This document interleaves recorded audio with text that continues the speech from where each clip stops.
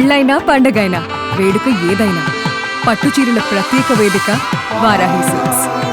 T20 world కప్లో ఇవాళ టీమిండియాకు ఒక సవాల్గా మారినటువంటి పరిస్థితి కనబడుతుంది.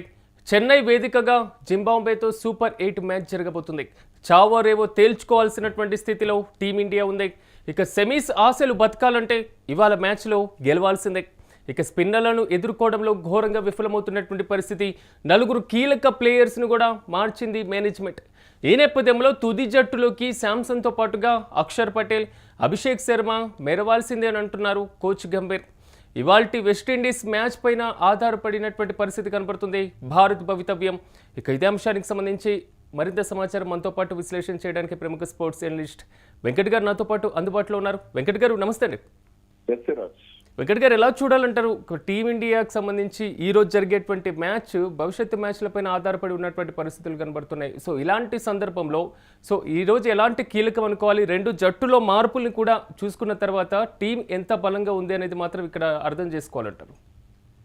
ఎస్ సిరాజ్, అంటే మనం ఇప్పటివరకు కూడా టీ20 వరల్డ్ కప్ లో టీమిండియా బలంగా ఉంది అనే ఒక భ్రమలో, అంటే క్రికెట్ అభిమానులు కానీ లేదా క్రికెట్ విశ్లేషకులు కూడా, ఒక క్రికెట్ విశ్లేషకులు లేరు కానీ క్రికెట్ అభిమానులు అయితే ఎక్కువగా ఉన్నారు. ఎందుకంటే ఆ గెలిచిన జట్లన్నీ కూడా చిన్న జట్లు, ఏదో ఒకళ్ళిద్దరు ఆటగాళ్ళు కొంత దూకుడుగా ఆడటం ఇదంతా జరిగింది. దీంతో గెలవడం జరిగింది. కానీ సూపర్ 8 4లోకి ఎప్పుడైతే అడుగు పెట్టిందో అసలు సినిమా మనకు కనపడుతూ వచ్చింది. సో సౌత్ ఆఫ్రికా ఆ రోజు గెలిచినటువంటి మ్యాచ్ ఏదైతే ఉందో టీమిండియాకు, అంటే మనం పసికోణాల కంటే దారుణమా అంటే ఆస్ట్రేలియా మీద జింబాబ్వే పోరాడింది, శ్రీలంక పోరాడింది, అలాగే మరి కొన్ని చిన్న జట్లు వెస్టిండీస్ కూడా చాలా బలంగా కనపడినటువంటి పరిస్థితి ఉంది. అటువంటి చిన్న జట్లు ప్రభావం చూపించినప్పుడు పెద్ద జట్టుగా చెప్పుకునేటువంటి భారత్ పరిస్థితి ఏంటి అనే ఆందోళన చాలా వరకు కూడా క్రికెట్ అభిమానుల్లో కనపడుతూ వచ్చింది. అయితే ఇప్పుడు మన వెస్టిండీస్ తో జింబాబ్వేతో జరగబోయేటువంటి మ్యాచ్ ఎలా ఉండబోతుంది ఏంటనే దానికి సంగతి పక్కన పెడితే, వెస్టిండీస్ తో జరగబోయేటువంటి మ్యాచ్ లో సౌత్ ఆఫ్రికా గెలిస్తేనే మనకు అవకాశం ఉంటుంది. లేదు ఒకవేళ సౌత్ ఆఫ్రికా గెలిచింది, తదుపరి జింబాబ్వే మ్యాచ్ తో కూడా సౌత్ ఆఫ్రికా ఓడిపోవాలి. అప్పుడే మనం సూపర్ 8 నుంచి సెమీస్ లోకి అడుగు పెట్టే ఛాన్స్ ఉంటుంది. కాబట్టి ఇప్పుడు మనకంటే ముందు జరగనున్నటువంటి సౌత్ ఆఫ్రికాతో మ్యాచ్ లో, వెస్టిండీస్ తో సౌత్ ఆఫ్రికా మ్యాచ్ లో సౌత్ ఆఫ్రికా గెలవాలి అనేది మనం కోరుకోవాల్సినటువంటి ముఖ్యమైన విషయం. ఆ తర్వాతనే టీమిండియా గెలవాలా లేదా అనే దానికి సంబంధించి మనం ఒక అంటే మనం ఆశలు పెట్టుకోవాల్సినటువంటి పరిస్థితి. కాబట్టి వెంకట్ గారు ఎందుకంటారు, అంటే పక్కనున్నటువంటి వేరే దేశానికి సంబంధించి గెలుపోటములు భారత్ పైన అంత ప్రభావం చూపించడానికి కారణం ఏంటంటారు? ఇక్కడ ప్రధానంగా ఏంటి అని అంటే, ఇప్పుడు నెట్ రన్ రేట్ భారత్ 3 జట్లతో మ్యాచ్ ఆడాల్సింది. ఒక మ్యాచ్ లో సౌత్ ఆఫ్రికాతో ఓడిపోయింది. ఇప్పుడు నెట్ రన్ రేట్ పరంగా చూసుకుంటే మనం -3.8లో ఉన్నాం.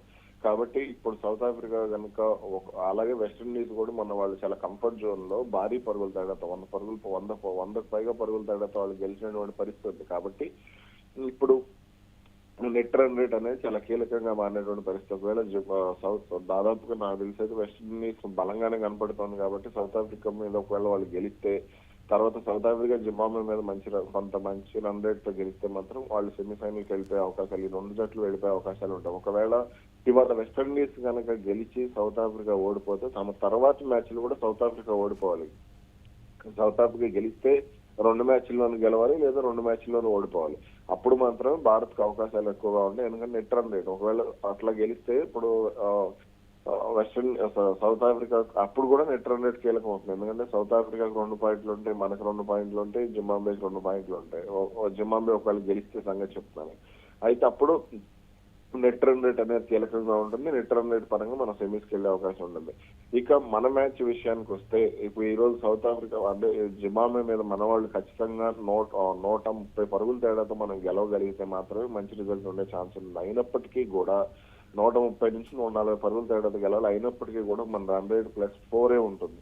+4 లోకి రావాలి అంటే -3.8 కవర్ చేయాలి, ప్లస్ మళ్ళీ రన్ రేట్ లోకి రావాలి. అంటే మనం ఇంకా కనీసం మొన్న ఏదైతే వెస్టిండీస్ గెలిచిందో ఆ గెలిచిన దాని ప్రకారమే మనం రావాల్సినటువంటి, అంటే అప్పుడు అయినా కానీ మనం ఇంకా వెనకబడే ఉంటాం. కాబట్టి ఈ మ్యాచ్ కి సంబంధించి కొంత కసరత్తు కూడా గట్టిగానే చేయాలి. దాదాపుగా ఇప్పుడు మనం టీమిండియా ఆటగాళ్ళు ఏదైతే ఇప్పుడు అభిషేక్ శర్మ కానీ, ఇషాన్ కిషన్ కానీ సన్ రైజర్స్ హైదరాబాద్ ఏ విధంగా అయితే ఆడతారో అలా ఆడి 300 స్కోర్ చేసి జింబాబ్వేని ఒక 80 పరుగులకు 90 పరుగులకు అవుట్ చేస్తే మాత్రం ఇది చాలా మంచి, అంటే మనకు ఆశాజనకంగా ఉండేటువంటి అవకాశం ఉంటుంది. వెంకట్ గారు, కొంతవరకు చావో రేవోగా ఉన్నటువంటి ఇలాంటి సిచ్యువేషన్ లో ప్లేయర్స్ మార్పు అనేది ఎంతవరకు కలిసి వచ్చేటువంటి అవకాశం ఉండొచ్చు?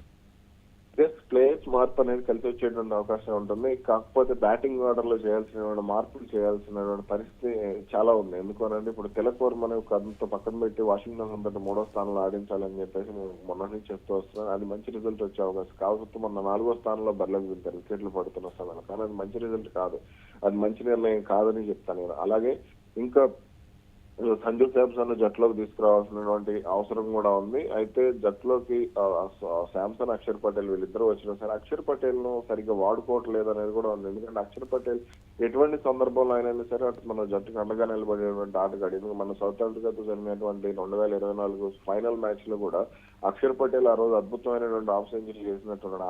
దాదాపుగా అతను ఆడకపోయిందంటే మనం ఓడిపోయేటువంటి పరిస్థితి ఉన్నది. అలాగే ఇక అభిషేక్ శర్మ విషయంలో కూడా మనకు చాలా హోప్స్ ఉన్నాయి. కాబట్టి అభిషేక్ శర్మను కనుక మనం సమర్థవంతంగా అంటే అతను సమర్థవంతంగా ఆడగలిగితే మాత్రం మంచి రిజల్ట్ ఉంటుంది.